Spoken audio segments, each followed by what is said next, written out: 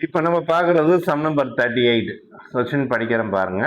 The firm of H, P and A who have been sharing profit in the ratio of 2:2:1 have existed for same year.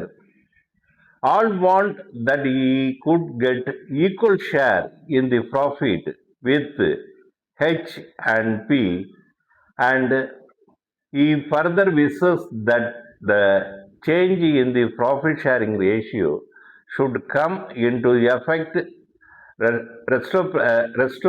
retrospectively where for the last 3 years.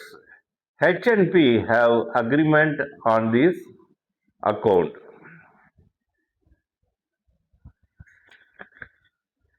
The profit for the last 3 years were 2014 up to 2017 வரைக்கும் கொடுத்துருக்காங்க.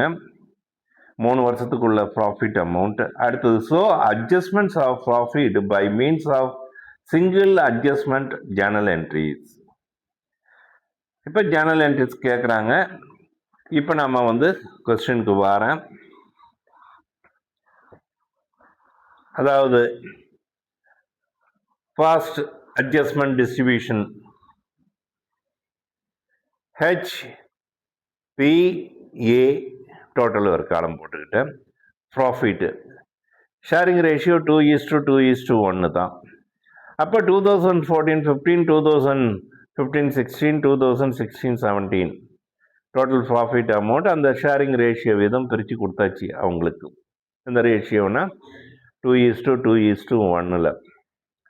இப்போ இது old distribution, பழைய பிரகாரம் நம்ம பிரித்து கொடுத்தாச்சு. எவ்வளோ அமௌண்ட் வருதுன்னா டோட்டல் அமௌண்ட் 15,000.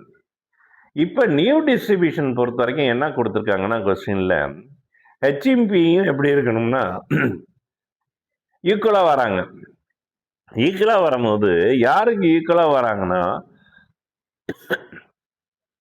ஏக்கு ஈக்குவலாக வராங்க. ஏக்கு பொறுத்த வரைக்கும் ஆல்ரெடி அவருடைய ரேஷியோ என்னன்னா 1 பங்கு தான், 1 தான். அப்போ இப்போ நியூ டிஸ்ட்ரிபியூஷன் பிரகாரம் பார்த்தீங்கன்னு வச்சிங்களேன் 1:1:1 தான். அப்போ இந்த டோட்டல் அமௌண்ட் எவ்வளோனா 15,000. இப்போ நியூவாக நம்ம பிரித்து கொடுக்கும் போது ஆக்சுவலாக அவங்களுக்கு எவ்வளோ தான் வரணும்னா 25,000, 25,000, 25,000. ஆனால் இதில் பாருங்கள் ஹெச் எவ்வளோ கலெக்ட் பண்ணிட்டு போயிருக்காருன்னா 30,000 சொல்லிட்டு. அப்போ எவ்வளோ அமௌண்ட் அதிகமாக கலெக்ட் பண்ணியிருக்காருன்னா 5,000 rupees. அப்போ இவர்கிட்ட 5,000 ரூபா நாம் பிடிக்கணும். அப்போ யார்கிட்ட நம்ம அமௌண்ட் பிடிக்கிறோமோ அது எங்கே வந்துடும்னா டெபிட்டில் வந்துடும். அதே மாதிரி இவருக்கு பாருங்களேன் 30,000 தான். ஆனால் ஆக்சுவலாக எவ்வளோ அமௌண்ட் கொடுக்க இப்போ வரணும் நியூ டிஸ்ட்ரிபியூஷன் பிரகாரம் 25,000 தான். அப்போ எவ்வளோ அமௌண்ட் இவர்கிட்ட பிடிக்கணும்? 5,000 ரூபா பிடிக்கணும். அப்போ இவர்கிட்ட பிடிக்கக்கூடிய அமௌண்ட்டு இவர்கிட்ட பிடிக்கக்கூடிய அமௌண்ட் இது ரெண்டுத்தையும் அமௌண்ட்டையும் ஆட் பண்ணி யாருக்கு கொடுக்க போகிறோம்? இவருக்கு பாருங்களேன் ஓல்டு டிஸ்ட்ரிபியூஷன் 15,000 தான். ஆக்சுவலாக பொறுத்த வரைக்கும் பார்த்தீங்கன்னா நியூ டிஸ்ட்ரிபியூஷன் பிரகாரம் எவ்வளோ அமௌண்ட் கொடுக்கணும்? 25,000. அப்போ இவங்க 2 பேர்கிட்ட பிடிச்ச அந்த மொத்தம் அமௌண்ட் 10,000 ரூபாயை யார்கிட்ட தூக்கி கொடுக்குறோம்னா இவர்கிட்ட கொடுக்குறோம். அப்போ ஜேர்னல் என்ட்ரிஸ் போடும்போது அமௌண்ட் பொறுத்த வரைக்கும் யார்கிட்ட பிடிக்க போகிறோம்? ஹெச். அப்போ ஹெச் கேபிட்டல் அக்கௌண்ட் டெபிட் 5,000 டெபிட்டில்.